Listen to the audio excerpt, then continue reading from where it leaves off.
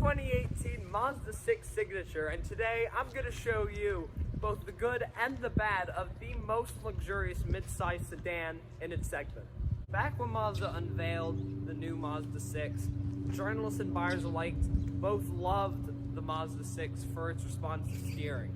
However, both of them thought that the engine overall was a bit weak. It was a naturally aspirated four-cylinder, which produced around 188 horsepower, which was rather on the weak side compared to its rivals, like the Honda Accord and the Toyota Camry. In response to that, later in its generation, Mazda unveiled a turbocharged four-cylinder of that same engine, which produced 250 horsepower and 310 pound-feet of torque, all of which came through the front wheels.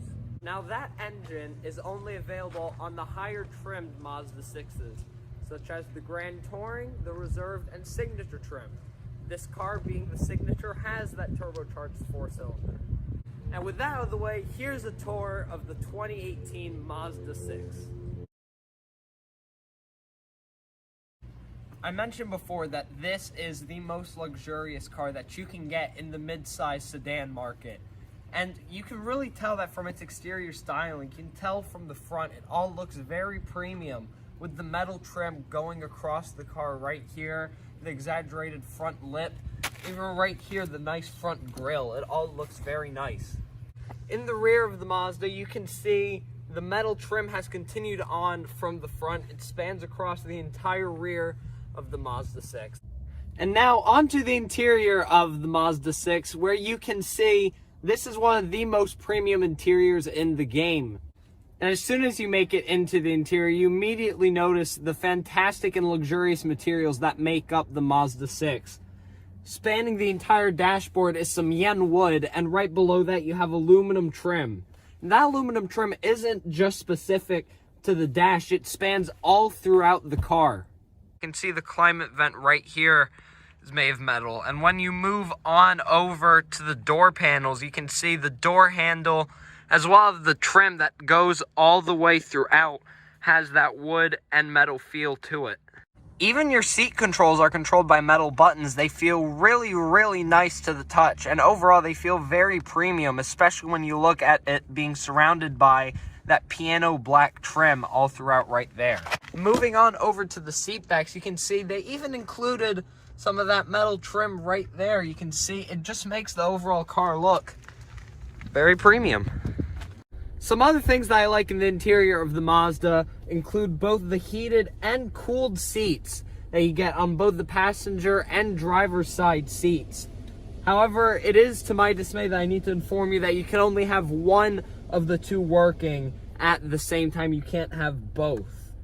Right next to the heated and cooled seats on the driver's side is the setting to turn on your heated steering wheel, which warms up actually really quickly. However, for some reason, Mazda programmed it to turn itself off after around 10 minutes. However, this is where the prowess of the Mazda 6 ends. It's once you look at the infotainment screen, it's arguably one of the worst in the business. You can go ahead and look. It's not really all that nice. It takes a little bit of time for things to kind of get from place to place. And just overall, navigating everything is a bit difficult. And that brings me to the navigation, which is arguably the worst part of this infotainment system.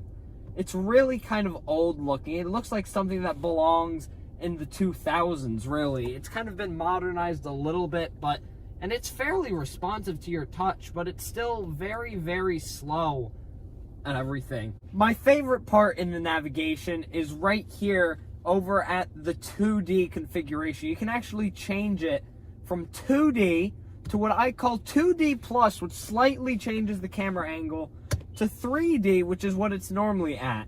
Now, there's not much of a difference as to what happens between 3D, 2D, and 2D plus. You can see it just kind of changes from where the little arrow is. You can see right here you're facing forwards. Here you're like at a little bit of an angle, and at 3D you're just looking directly on top, and it's been inversed.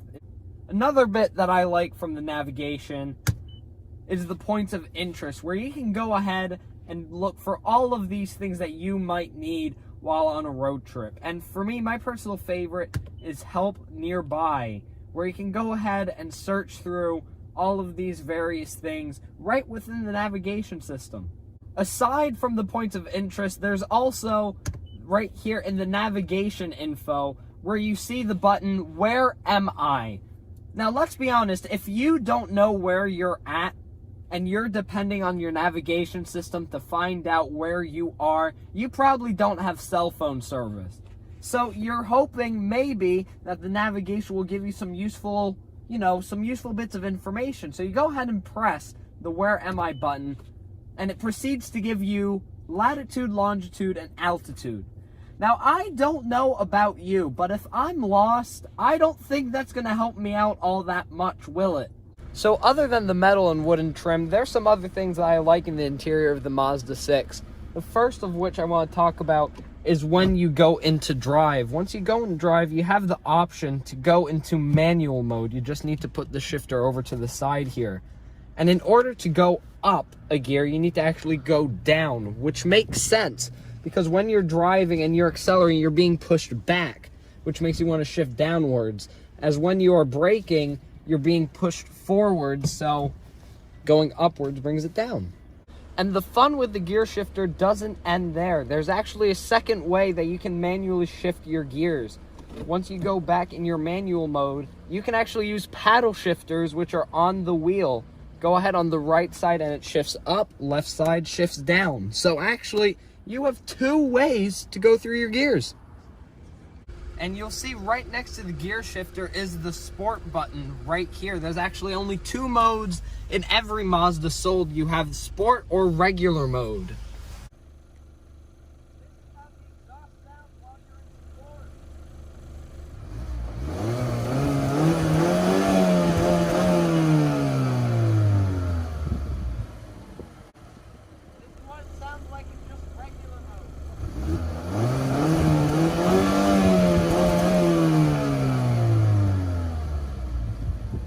In other words, sport mode doesn't make any difference in how the exhaust sounds. Sport mode only really changes how your suspension feels just a little bit and how your steering feels. It just makes it a little bit tighter, and that's right about it.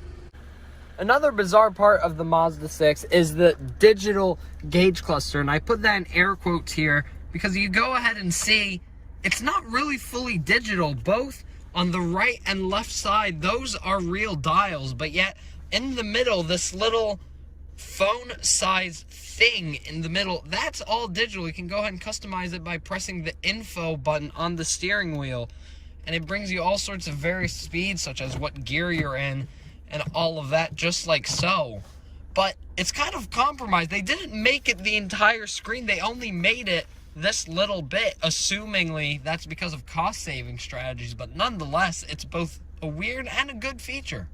Another one of my personal favorite features of the Mazda 6 is this little tray right here. So it looks like a tray. You actually go ahead and push it down and it reveals the cup holders. But when your cup holders aren't in use, you have yourself a little food tray. Right behind the little tray here is your center storage bin, which is actually rather small for a mid-size sedan. It's deep for sure, but it's definitely not as wide as it should have been. Right here, the little tray, though it is really cool, I assume does compromise a lot of space. And now onto the rear of the Mazda 6, where you can see the luxurious doesn't end here. You have that same metal and wooden trim in the back. You have some piano black trim right here on the door sills, and overall some really comfortable leather, the same that you have in the front. You can see even the rear seats have that metal trim. You can see it right there. Still has it even in the rear seats, which Mazda really could have skipped out on. Moving on over here to the center, where you can see you have your cup holders and you have your heated seats in the rear, surrounded again by that metal right here. Something again that they really didn't have to do. Go ahead and press right there. You can see it reveals this little storage place and two USBs where you can charge your phone. Once you're done with this area, you just go ahead and bring it right up and it's like nothing's there.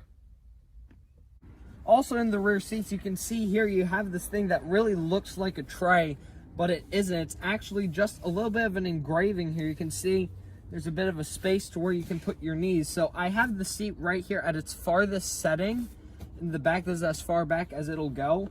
And if for some reason you run out of space, they made these little indents so you can still somewhat be comfortable even if you're in a really cramped space.